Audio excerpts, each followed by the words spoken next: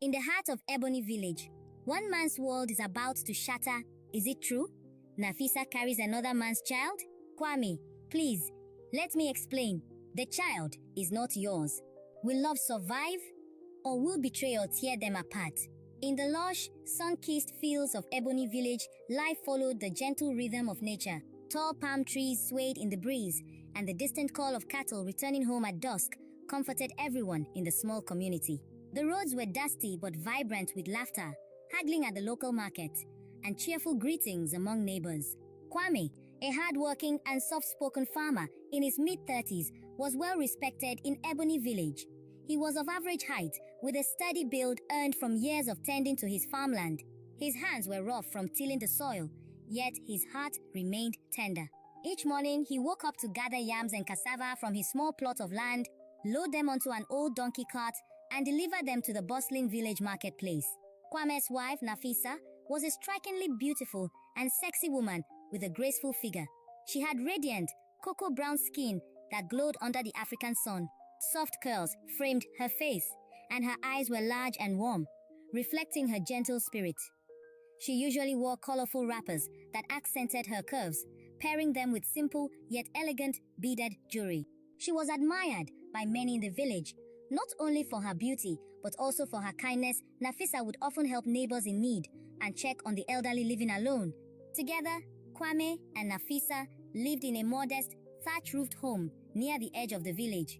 Their daily routine was full of warmth and small joys, sharing breakfast porridge in the morning, joking with each other about the day's work, and watching the sunset side by side on a wooden bench outside their home. However, despite their peaceful life, a silent tension had been brewing within Nafisa. She appeared restless, her gaze drifting off more frequently. Kwame noticed her distant eyes and occasional sighs. While he tried to ask her gently what was wrong, she would brush his concerns aside with a reassuring smile, yet something felt amiss, a mysterious weight pressing on her heart. One day, as Kwame was preparing to head to the market, Nafisa seemed unusually anxious. She dressed in an elegant, figure-hugging kitenge that highlighted her shapely hips. Though Nafisa was beautiful, her face was clouded with worry. At the breakfast table, she barely touched her food. "My love, you're not eating," Kwame said, concern etched on his face. "Is everything all right?" Nafisa forced a small smile. "I'm just a bit nauseous, Kwame. No need to worry too much." Thinking it might be a passing illness, Kwame left for the market, where he sold his yams and cassava. Throughout the day, a nagging feeling lingered in the back of his mind. As dusk fell, he returned home with a couple of coins jingling in his pocket, looking forward to a quiet dinner with Nafisa. Yet, dinner that night was also tense. Nafisa picked at the stew and took long, distracted sips of water. She said little, and Kwame felt her warm presence slipping away. After they cleared the table, he mustered the courage to press further. "Nafisa, something is troubling you. You know you can trust me with whatever is on your mind." She looked away, her voice almost trembling. It's nothing. It's late. Let's rest." Her response, accompanied by sadness in her eyes, only fueled Kwame's worries.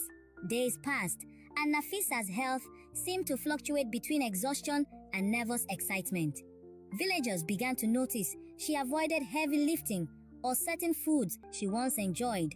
A friend of Nafisa's, Adanan, equally beautiful and sexy woman who worked in the market selling vibrant fabrics, mentioned that Nafisa had spoken about feeling unwell. Whispers spread in the market that Nafisa might be expecting a child. When this rumor reached Kwame's ears, he felt both excitement and confusion. Why would his wife hide the news from him? One afternoon, as Kwame was walking home from his fields, he spotted Nafisa in earnest conversation with a tall, broad-shouldered stranger near the village well. The man Deo had recently arrived in Ebony village, rumored to be a traveling tradesman dealing in leather goods. His fine clothes and confident stature set him apart from the local men. Nafisa's face seemed flushed as they spoke, and the moment Dio noticed Kwame approaching, he walked away without a word. A swirl of jealousy and concern gripped Kwame. He could not sleep that night, replaying the scene in his mind. Why was Nafisa talking with Dio so secretly? Why did Dio leave so abruptly upon seeing him? Soon, Nafisa's health became more evident. She began to show the early signs of pregnancy, her belly subtly rounding. Normally, the village would celebrate such news with songs and blessings. But Nafisa grew more withdrawn with each passing day, refusing to confirm anything to anyone, not even Kwame. Meanwhile, Dayo lingered around Ebony Village, keeping a low profile but maintaining fleeting contact with Nafisa. Kwame confronted his wife one morning, his voice wavering with uncertainty and pain. "Nafisa, we need to talk about your health. I've heard rumors, and I see your belly." He paused, searching her eyes. "Are you expecting a child?"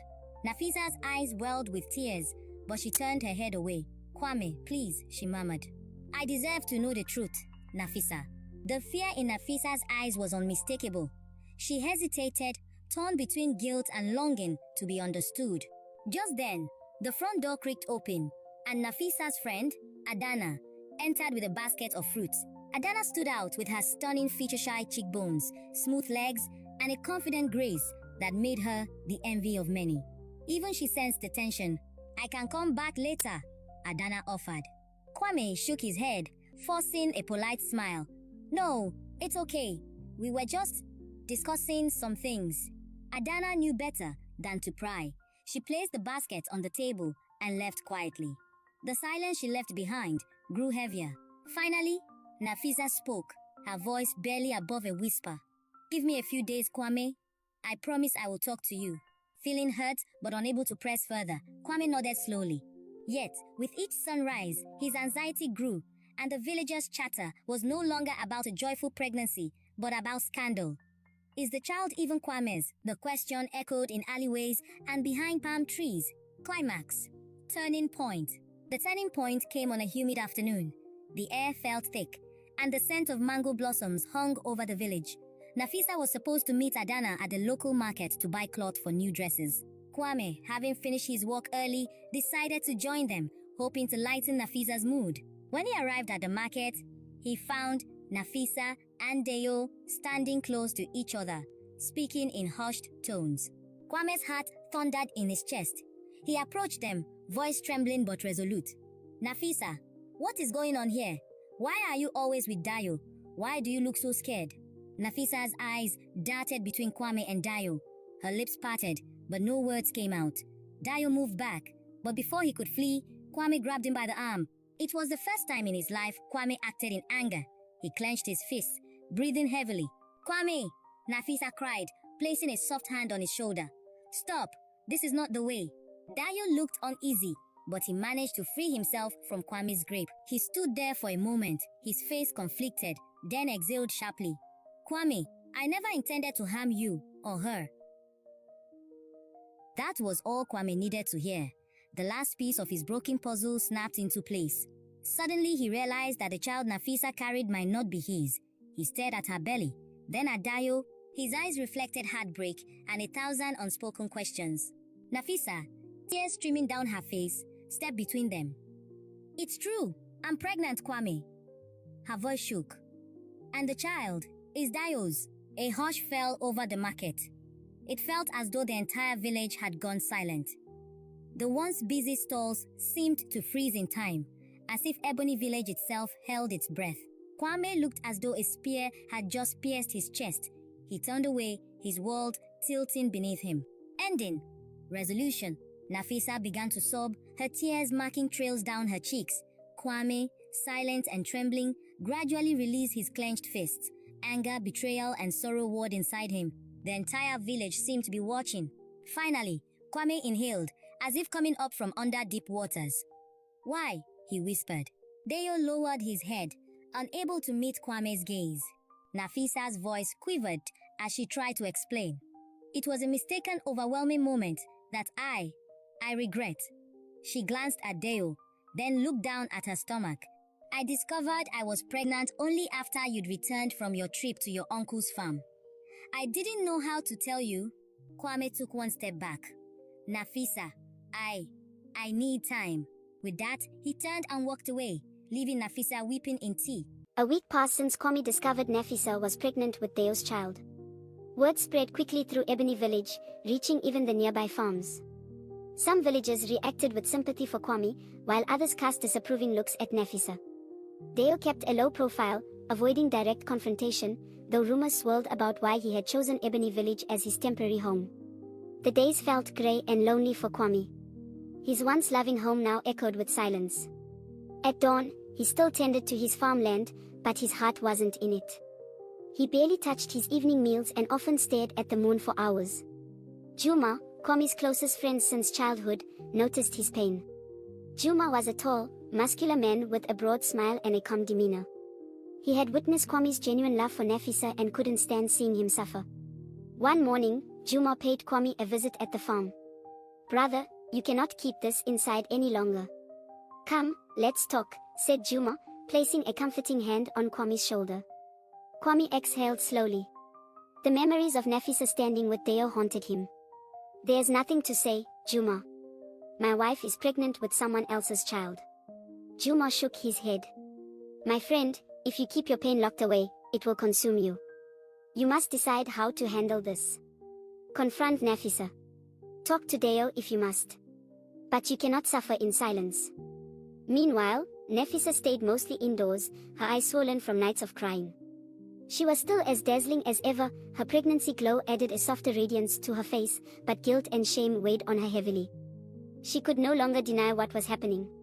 She prayed for a chance to explain her side of the story, to show Kwami that despite her lapse in judgment, her love for him remained. But the question lingered, would Kwami ever forgive her? Middle, conflict and rising action. Word came that a village council meeting would be held to address unresolved conflicts within the community, an old tradition in Ebony village. The timing seemed suspiciously perfect, as many suspected Kwami and Nafisa's predicament was at the root of it. On the evening of the council meeting, the sky was a deep indigo, and stars twinkled overhead. The center of the village was lit by lanterns and torches, their orange glow dancing across the faces of the villagers who had gathered. Among them stood the elders, wrapped in richly patterned robes, their expressions solemn. Elder Bwama, a wise woman who had served the council for decades, began the session. She had a regal air about her, with grey woven into her once black hair and gentle wrinkles etched around her kind eyes. Still, her posture remained straight, and her voice was firm. "We have come together as a community to uphold harmony. Let us hear the words of those who seek justice and peace." One by one, villagers brought small disputes forward, neighbors arguing over land boundaries, a merchant claiming to have been cheated. Finally, the council arrived at the unspoken matter weighing heavily on everyone's mind, the scandal involving Kwami, Nafisa, and Deo. Elder Bwama turned to Kwami. "My son, we have heard stories. But it is better we know the truth from you." Kwami stood, clearing his throat. His voice trembled slightly, but he faced the elders. "I discovered my wife, Nafisa, is pregnant. I am not the father." A wave of murmurs spread through the crowd. Nafisa, seated on the opposite side with her head bowed, dared not look up. Even in her distress, she looked radiant in a flowing wrapper that clung to her figure. But the sorrow in her heart overshadowed her physical beauty. Elder Bwama continued, "Nafisa, do you have something to say?" Nafisa rose slowly, tears threatening to spill. "I love my husband, but I made a terrible mistake. Deo and I, it was just one moment of weakness. Kwami had been away, and I was lonely. When I realized I was pregnant, fear gripped me. I wanted to tell Kwami, but I was afraid he would reject me or the child." Her voice broke. Yet, everything came out in the worst possible way. The villagers stirred again, some shaking their heads in disdain, others glancing sympathetically at Nafisa. Finally, Deo was called. He stood tall but looked uneasy beneath the council's watchful eyes. "Yes, I am responsible for Nafisa's pregnancy. I had no intention of causing such pain. I planned to leave Ebony village long ago, but," he paused. "I felt obligated to stay and support Nafisa, although I did so in secrecy." Silence blanketed the gathering. Elder Bwama exchanged glances with other elders and spoke, "In our tradition, a married woman belongs to her husband, and any child she bears should be recognized in the husband's lineage. Yet this is no small matter. Kwami must decide how he wishes to handle this." All eyes turned to Kwami. He stood, shoulders tense. His voice trembled with unshed tears and anger. "I do not know what to do, but I need time, to think, to pray, and to find my path forward." The council conceded, giving Kwami a month to make his final decision on how to proceed. Climax, turning point. Over the next weeks, Ebony village could feel the tension around Kwami, Nafisa, and Deo. The elders' verdict left the choice in Kwami's hands. While he remained distant, Nafisa wrote him letters, leaving them near his pillow or on the kitchen table, confessing her remorse and desperation for forgiveness. Each time, Kwame would read the letter, sadness dripping from his eyes, and tuck it away without a response. Some villagers tried to persuade Kwame to banish Nafisa. Others believed he should fight Deo to restore his honor. A few, like Juma, advised him to consider the child's well-being. "My friend," Juma would say, "an innocent child should not suffer for the sins of adults." Torn between love and betrayal, Kwame prayed for guidance. One night, he decided to visit the small shrine by the old baobab tree, a place where villagers often sought quiet reflection. The moon was high, illuminating the sprawling roots of the ancient tree. Kwame knelt, feeling the rough earth beneath him, tears slipping down his cheeks. Suddenly, he heard a gentle rustle of leaves. Turning, he saw Nafisa stepping out from behind the tree. She was draped in a simple but revealing night wrapper, her glowing skin reflecting the moonlight. In that moment, her beauty was both disarming and heartbreaking. She approached slowly, as if afraid he would reject her right away. "Kwame, I'm sorry to disturb you. I had to come. I felt you might be here." Kwame remained silent. Nafisa knelt beside him, tears brimming in her eyes. "What I did was wrong. I know no words can fix the pain I've caused. All I can do is beg for another chance." Kwame's voice was quiet. "Why, Nafisa? Why did you do it?" She looked down. "My loneliness consumed me when you were gone. Deo was charming, offered me attention, and I lost my self-control. But I swear, Kwame, I never wanted to leave you. I never stopped loving you, and I don't want this child to grow up without you as the father figure." His heart raged with conflicting emotions, anger, heartbreak, pity, and, underneath it all, love. At that moment, Kwame realized he faced a choice that would define his entire life. Forgiveness would be challenging, but perhaps it was possible. The alternative was to let hatred fester and never find closure. He was not sure if he was ready, but he knew he needed to decide soon. A few days later, the month-long reflection period granted by the council ended. The entire village reconvened, gathering under the same torches and lanterns. Elder Bwama gestured for Kwame to speak. Taking a deep breath, Kwame stood before everyone, his gaze passing over Nafisa, then Deo. "I have spent many sleepless nights thinking about what Nafisa did and how it has changed our lives. What she did was a grave mistake. But I cannot deny that I, too, have my faults. Perhaps I did not give her enough attention or understanding when she needed it most." He paused, the crowd leaning in. "I choose," he swallowed hard. "I choose not to abandon her in her time of need. This does not mean my pain has vanished. But I believe in love, and I believe in mercy. I will not banish Nafisa, I will care for this child. Deo," he turned to the man. "You may stay in Ebony Village and offer any support you can, but remember, this child will be raised in my home." A harsh stillness followed before bursts of whispers spread through the gathering. Some were shocked, others impressed. Nafisa's eyes overflowed with gratitude and guilt. She rushed to Kwame, wanting to embrace him, but he gently held up a hand. "Give me time, Nafisa. I'm trying." Deo lowered his head respectfully. "Thank you, Kwame. I will do whatever I can to support you and Nafisa. I know I do not deserve it, but I am grateful for your forgiveness." The council looked at Kwame approvingly, though Elder Bwama reminded everyone that trust could not be mended overnight. "Time and actions," she said, "will prove the sincerity of words." The villagers dispersed, some praising Kwame's magnanimity, others criticizing him for tolerating what they deemed an unforgivable act. But Kwame knew that living with bitterness would corrode his soul faster than 1,000 betrayals. He had made his decision, uncertain though it was. He would try to rebuild his marriage with Nafisa, and in doing so, provide an environment where the unborn child could find love. A soft dawn broke over Ebony Village, the sky tinted with shades of pink and orange. Since the council meeting, Kwame had allowed Nafisa back into his daily life, but the emotional distance between them still felt like a chasm.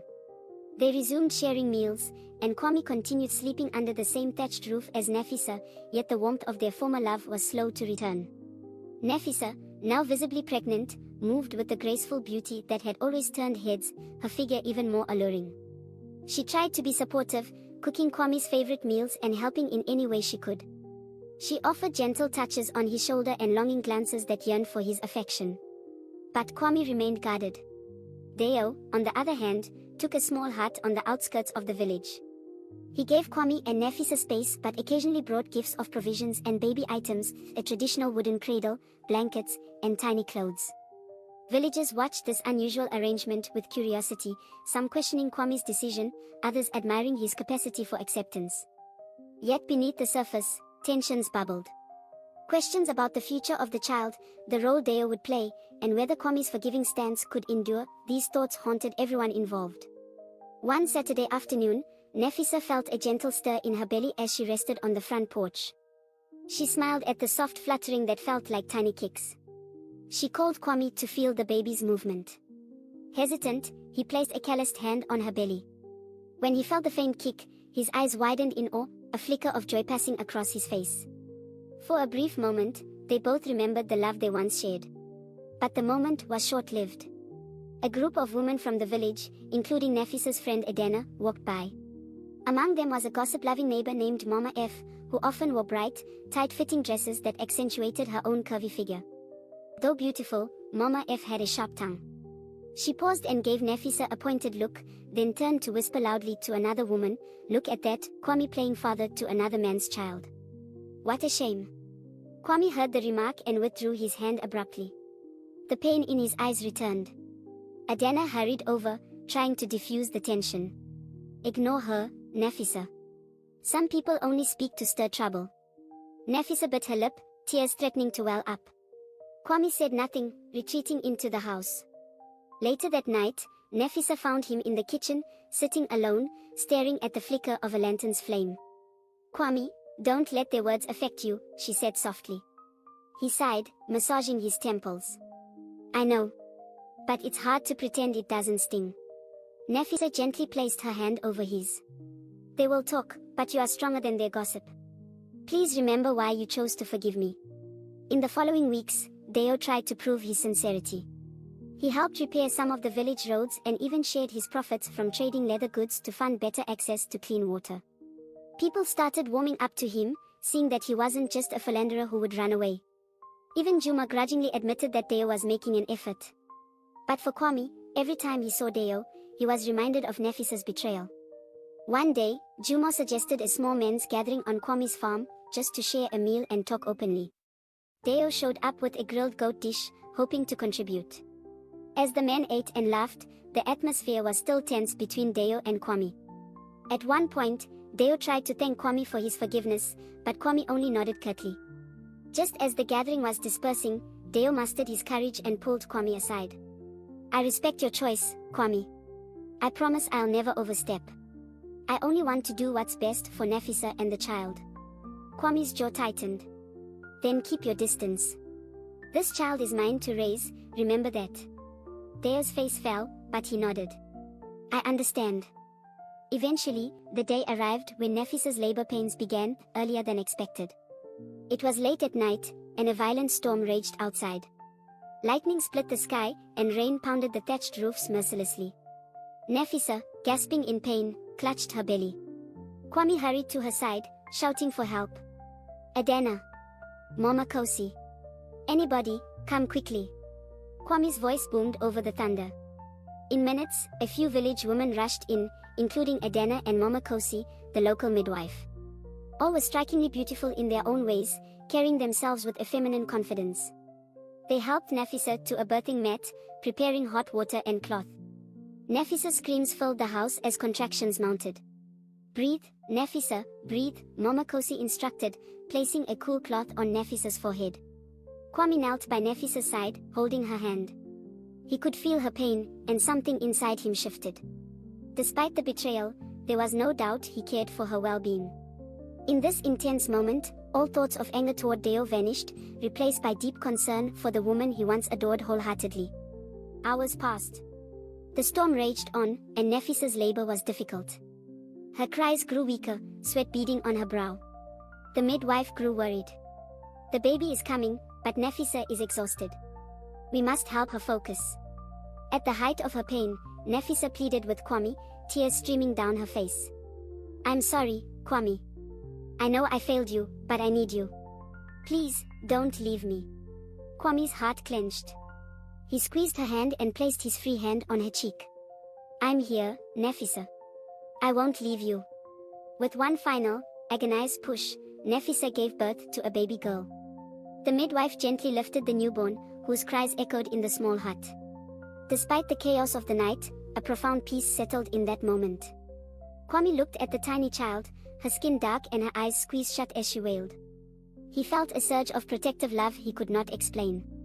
Deo, alerted by Juma, arrived soaking wet from the rain, hesitating at the doorway. He peered inside to see Nefisa cradling a baby in her arms, Kwame by her side. The tension was palpable, yet the cries of the newborn bridged an unspoken connection among them. A few days later, Ebony Village gathered to celebrate the baby's naming ceremony.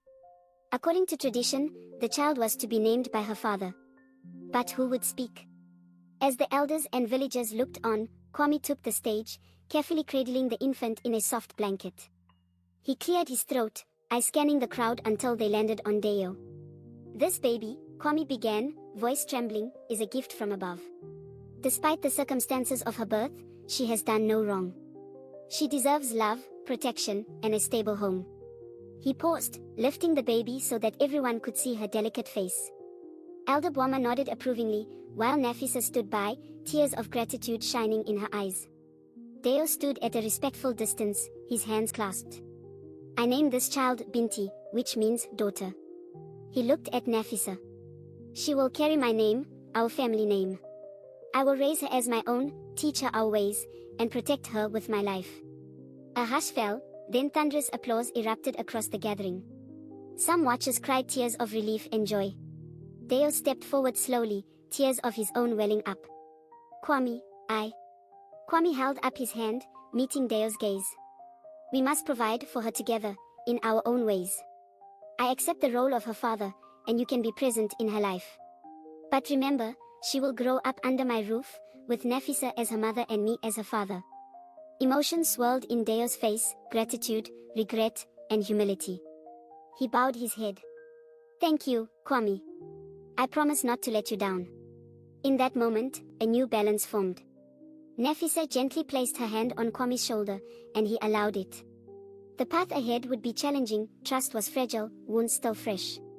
But the child's arrival opened a door to healing that had seemed impossible before. As the celebration continued, a vibrant drumming and singing filled the air. Children danced around a fire, and elders bestowed blessings upon Binti. Adana congratulated Nafisa, hugging her tight. Even Mama F, the gossipy neighbor, clapped her hands and cooed over the baby. Perhaps seeing a life brought into the world had softened her heart. Kwame felt a flicker of hope. Though he might never erase the memory of betrayal, he recognized that love could sometimes flourish in the wake of forgiveness. Nafisa clung to Kwame's arm, looking at him with silent gratitude and a promise to remain faithful. Deo stood quietly at the edge of the gathering, content to be a part of Binti's life in whatever capacity Kwame allowed. Life in Ebony Village slowly returned to normal. Kwame worked his fields again, this time with a renewed sense of purpose. Nafisa, her baby cradled against her chest, walked the village paths with a gentle smile, her striking beauty now enhanced by the glow of motherhood. The child grew healthy and strong, adored by many. Over time, Kwame and Nafisa's closeness began to rebuild. Each day was a small step forward, an act of caring or a word of encouragement that slowly stitched the wounds in their hearts. No one knew for certain what the future held, but in that moment, Ebony Village realized that, despite the pain and scandal, there was still room for redemption. Even the deepest wounds can heal when love and forgiveness guide our actions. Trust may take time to rebuild, but a commitment to understanding and compassion can light the path to a brighter future. Every new life is a reminder that hope endures, and each of us has the power to choose love over bitterness. Thank you for watching and experiencing this journey with us. If you found meaning and inspiration in this story, please like, leave a comment, and subscribe to our channel.